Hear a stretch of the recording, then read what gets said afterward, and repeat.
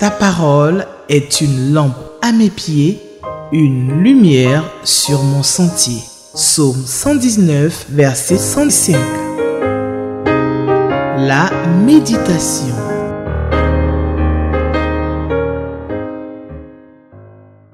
Nous sommes aujourd'hui dimanche 31 août. Voilà, c'est le dernier jour de ce long mois d'août. Dimanche 31 août.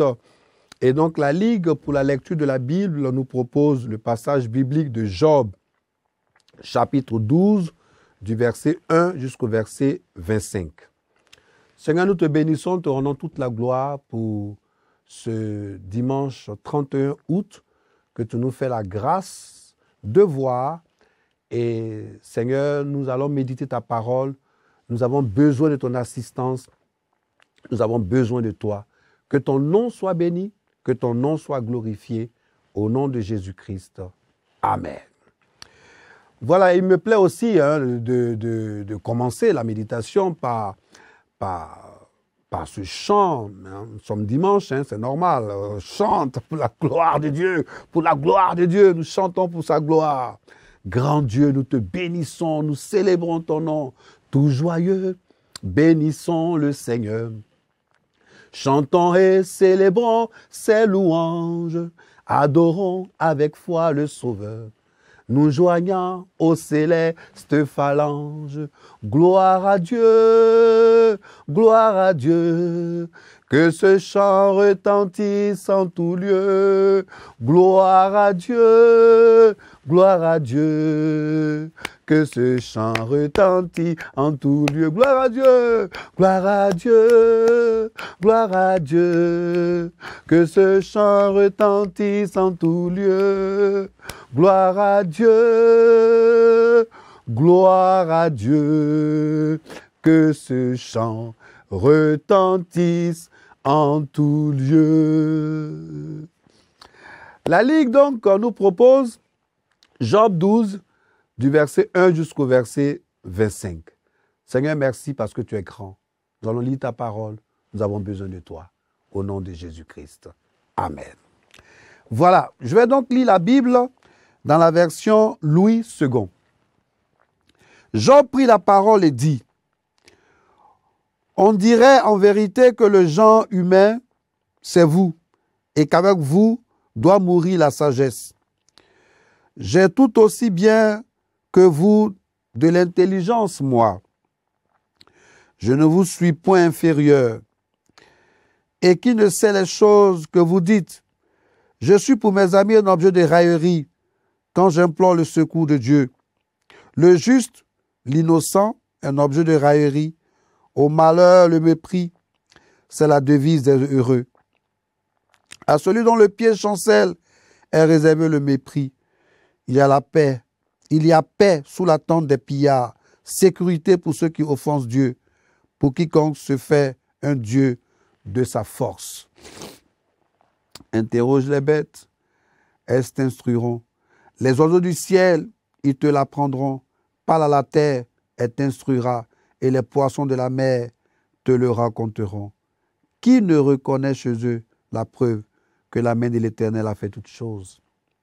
Il tient dans sa main l'âme de tout ce qu'il vit, le souffle de toute chair d'homme.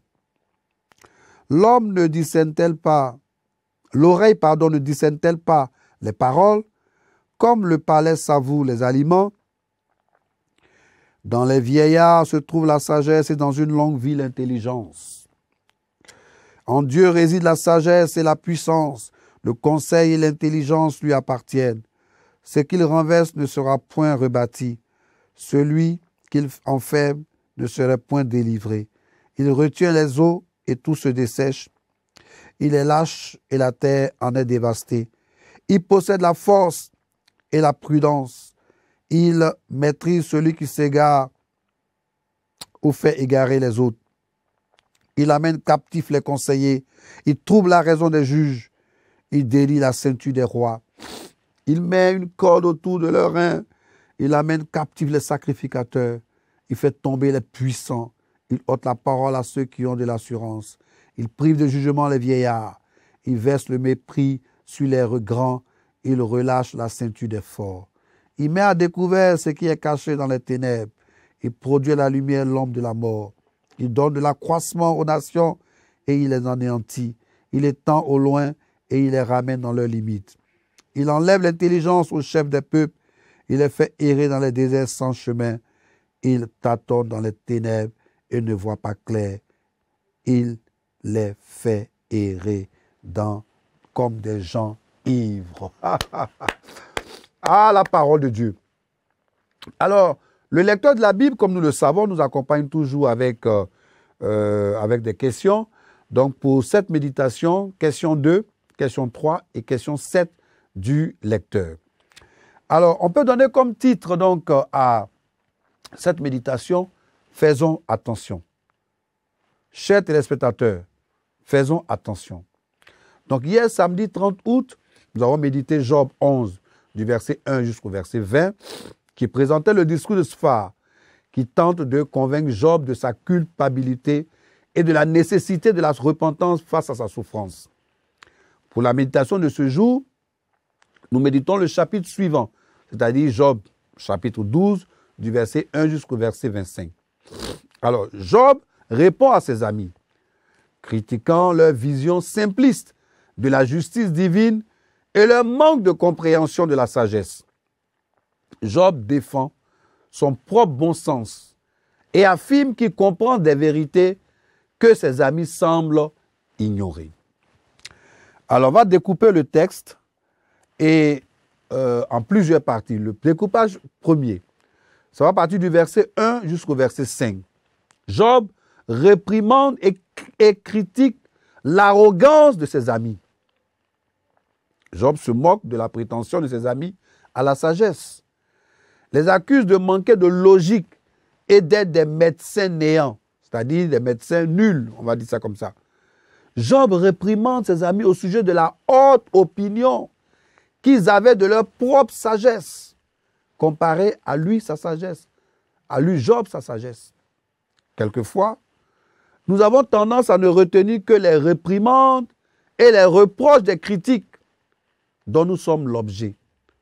Si l'on reçoit en plus des conseils et des avertissements, c'est une erreur. Ce texte biblique est un bel exemple de cette façon de réfléchir. En effet, Job a discerné le véritable motif de la conduite de ses amis. Ils ont dédaigné le patriarche Job alors qu'il était tombé dans une pauvreté totale. C'est une démarche typique du monde, de notre monde. Quand l'homme juste et droit passe sous l'ombre d'un nuage, il est souvent méprisé par les autres. Il est sujet de moquerie, de raillerie. Ils tentent de se moquer de Job. Mais des mecs qui faisaient comme ça, tu as vu? Hé, Job, tu as vu? Deuxième découpage, du verset 6 au verset 11. Il est fréquent que le méchant prospère. C'est vrai. Il y a des fois où le méchant, là, il prospère. Toi qui es juste, toi qui es chrétien, toi qui es chrétienne, tu sens que tu ne prospères pas. Et puis, c'est le méchant, le païen, celui qui n'a pas Jésus. C'est lui qui prospère. Job en appelle aux faits. Les voleurs les plus audacieux, les oppresseurs et les impies prospèrent souvent, c'est vrai. Mais cette prospérité n'est pas due à la fortune ou à la chance. Le Seigneur dirige toutes choses. Quelquefois, nous ne pouvons pas comprendre Dieu. Dieu, il écrit droit avec des lignes courbes. Il nous mène où il veut par des chemins sinueux. Aux yeux de Dieu, la prospérité de ce monde et la prospérité de ce monde-là, ça a peu de valeur. Devant Dieu, ça a peu de valeur. Dieu a de biens meilleurs. Pour Dieu, là, c'est meilleur. Dieu a de bien meilleures choses réservées pour ses enfants, pour toi, cher téléspectateur. Ne regarde pas la prospérité de celui qui ne connaît pas Jésus. Tu sais pourquoi? Parce que sa prospérité là, ne vient pas de Dieu. Dieu il a une chose meilleure pour toi, pour ses enfants, pour ses élus, pour ses bien-aimés. Job est convaincu que Dieu est le maître absolu. Job est convaincu que c'est le créateur. Job est convaincu que c'est le maître absolu, le créateur, le Dieu de tout. Alléluia. Tu appartiens au Dieu de tout. Dans le tout, c'est comme un grand panier vierge. Ou bien si on parle finance, c'est comme un chèque vierge, un chèque blanc. Et puis toi, tu mets le montant que tu veux. Tu mets la bénédiction que tu veux. Ce que tu veux là, tu écris. Cher chrétien, chère chrétienne, tu appartiens à ce Dieu, le Dieu de tout. C'est lui Dieu qui donne le meilleur à ses enfants. Alléluia! Job réclame à ses amis la liberté de pouvoir examiner leurs propos. Job désire les juger avec équité, c'est-à-dire avec justice, avec droiture. Mais vous voyez, on remarque aussi que Job utilise des images de la nature. Il y a beaucoup d'images de la nature ici. Il utilise les images de la nature, des animaux. Hein? Ce texte que nous avons lu, c'est vrai, il est long, mais Job utilise les images de la nature, des animaux, des phénomènes naturels pour illustrer, pour montrer, voilà, illustrer là, peut-être qu'on ne comprend pas, pour montrer comment Dieu gouverne le monde avec sagesse et puissance. Job a utilisé des images. C'est vraiment la poésie. On est dans la grande poésie pour imager, pour expliquer par des images. C'est ce qui s'est passé.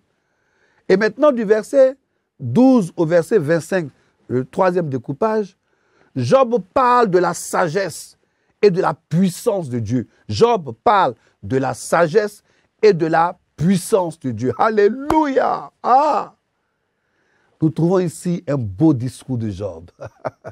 Un beau discours de Job relatif à la sagesse, à la puissance et à la souveraineté de Dieu.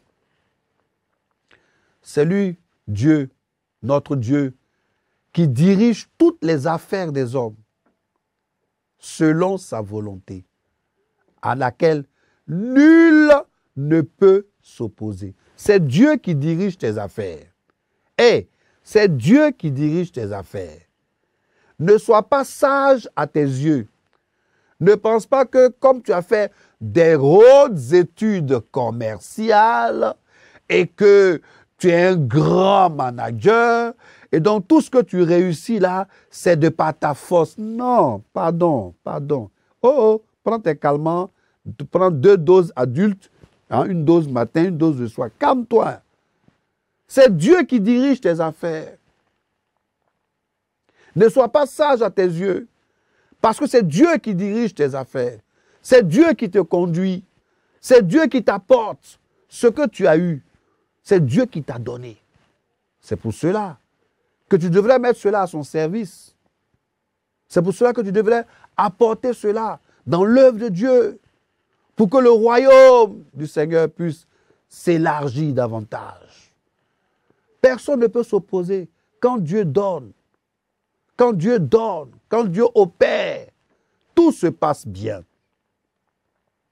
Alors, si on veut tirer des enseignements de cette méditation, Job donne beaucoup d'exemples de la puissante administration des hommes par Dieu. J'ai dit Job, il donne beaucoup d'exemples ici. On a vu qu'il a donné beaucoup d'exemples de l'administration des hommes par Dieu, qui outrepassent les conseils et surmontent toute leur opposition. Dieu peut. Chers téléspectateurs, Dieu peut. Et il sait utiliser chaque personne Dieu peut utiliser, il peut et puis il sait utiliser chaque personne. C'est-à-dire notre Dieu, il utilise chaque personne. Dieu est souverain. Toi, tu es sur la terre. Dieu, il est en haut au ciel. Réelle la distance qui nous sépare. Il a le pouvoir de renverser les puissants et d'exalter ceux qui sont humbles. Dieu n'aime pas l'orgueil. Donc ne t'appuie pas sur ta sagesse. Toutes ces vérités ont été citées pour convaincre les amis de Job que leur critique était sans fondement et affligeait davantage Job. Leur critique là, ça les affligeait davantage. Retenons que si les voies du Seigneur sont impénétrables, et si les voies du Seigneur sont impénétrables, ses jugements sont équitables. Est-ce qu'on s'est bien compris? Les voies du Seigneur sont impénétrables. Si ces voies-là sont impénétrables, reconnaissons que ces jugements sont équitables, sont droits, sont justes. Les jugements de Dieu sont justes. Ces voies peuvent paraître quelquefois impénétrables, mais ces jugements sont justes. Alors nous avons lu, nous avons médité, nous passons à la réponse, aux questions. Question 2, question 3 et puis question 7. Question 2, est-ce que ce passage m'apprend quelque chose sur Dieu le Père, Dieu le Fils ou Dieu le Saint-Esprit? Est-ce que ce passage m'apprend quelque chose sur Dieu le Père, Dieu le Fils, Dieu le Saint-Esprit? Oui, ce passage m'apprend quelque chose sur Dieu le Père. On le voit bien. Dieu le Père. Y a-t-il un exemple à suivre ou à ne pas suivre? Mais écoutez, on a médité ensemble et c'est clair. Ces exemples à suivre et ces exemples à ne pas suivre. Quand nous avons déroulé le passage, nous avons vu qu'il y a des exemples à suivre, des exemples à ne pas suivre. Je vous demande, chers téléspectateurs, de les relever pour notre conduite, pour notre journée, pour notre conduite et pour notre vie spirituelle. Quelle vérité Dieu me révèle-t-il? Oui, Dieu nous révèle aussi une vérité que je vous demande de pouvoir relever. Alors, on a répondu aux questions. On va maintenant passer aux commentaires du lecteur de la Bible. Voilà. Donc, c'est à la fin qu'il faut utiliser le commentaire, pas au début. Donc, au début, on prie, on lit le texte, on répond aux questions et à la fin, on lit le commentaire. Le commentaire donc, de ce dimanche 31 août est donc rédigé par notre patriarche, un serviteur de Dieu que je respecte, que j'aime beaucoup et que je respecte, un serviteur de Dieu d'une grande humilité, un enseignant émérite, le docteur Adama Ouedraogo de la Côte d'Ivoire. Voilà, Pépé, je te salue, que le Seigneur te bénisse pour tout le bien que tu fais au corps de Christ ici en Côte d'Ivoire et ailleurs. Voilà, c'est un de nos rédacteurs, c'est un grand homme de Dieu que nous aimons, en tout cas au niveau de la Ligue, que nous aimons beaucoup. Soutiens l'œuvre de la Ligue. Voilà, alors que nous dit le docteur Adama Ouedraogo? La réponse de Job à Sophar prend en compte les discours de ses trois amis. Il met à nu leur ambition démesurée et leur insensibilité aux souffrances des autres. En effet, il est souvent difficile de comprendre celui qui souffre tant qu'on n'a pas fait la même expérience. Certes, Job ne comprend pas les raisons de sa souffrance, mais sa foi en Dieu lui permet de s'attacher à lui. Job n'est nullement perturbé par la fausse conception de ses amis qui estiment qu'il n'y a que les méchants qui souffrent. Job parle de Dieu, de sa sagesse, de son intelligence. Il est le créateur et le maître de toutes choses. Il a doté ses créatures d'une qualité d'expression qui lui est propre. En Dieu réside la sagesse et la puissance. Le conseil et l'intelligence lui appartiennent. Rien de ce qui arrive à l'homme n'échappe à son contrôle, qu'il s'agisse d'une autorité qu'il accorde ou qu'il retire, même si cela implique des nations entières ou des individus. Waouh! Nous avons ici une description de la puissance divine, du verset 13 jusqu'au verset 25. Si nous connaissions et prenions en compte toutes ces choses, nous comprendrons que notre Dieu est digne de confiance. Notre Dieu règne encore, jamais son amour ne s'endort. Le vent se déchaîne et nos cœurs sont peine, mais Dieu nous conduit jusqu'au port. Notre Dieu règne encore, jamais son amour ne s'endort. Notre Dieu, il règne encore. Il règne encore. Merci beaucoup au docteur Adama Ouedraogo. Merci beaucoup. Franchement, il écrit. Il écrit. Que Dieu vous bénisse, cher docteur. Seigneur, nous te bénissons, te rendons toute la gloire pour ta parole. Oui, ta parole qui est une lampe à nos pieds et une lumière sur notre sentier. Seigneur, que ton nom soit béni, que ton nom soit célébré, que ton nom soit glorifié. Ta parole nous permet, ô Dieu, de comprendre tes mystères, tes voies. Et nous sommes heureux que tu nous associes à cette œuvre. Permets que nous puissions mettre ces paroles maintenant en pratique. Au nom de Jésus-Christ. Amen. Ne nous appuyons pas sur notre propre sagesse. Dieu est souverain, c'est vrai. Dieu est souverain. Et il fait de notre vie ce qu'il veut. Il nous mène où il veut. Dieu écrit droit avec des lignes courbes. Il nous mène où il veut par des chemins sinueux, ça veut dire des chemins tordus, des chemins qui ne sont pas droits. C'est lui qui est Dieu, il fait ce qu'il veut. Il nous mène à gauche, il nous mène à droite. Mais à gauche, à droite, pour Dieu, c'est tout droit. Ouais, comment il est. Il est grand, il est grand, il est grand, il est grand. Voilà, nous avons rendez-vous demain pour une autre méditation, pour un autre rendez-vous, pour une autre méditation. Dieu bénisse la Côte d'Ivoire. Dieu protège la Côte d'Ivoire. Et nous savons que demain, ce sera donc le 1er septembre. Et le 1er septembre, c'est la rentrée des classes pour ceux qui sont au système français. Voilà. Et puis le mois de septembre, voilà, c'est la rentrée dans quelques jours seulement. Quant à moi, je vous dis que toute l'équipe est heureuse d'avoir médité avec vous, chers téléspectateurs. C'était la méditation. Shalom. Ta parole est une lampe à mes pieds, une lumière sur mon sentier. Psaume 119, verset 105. La méditation.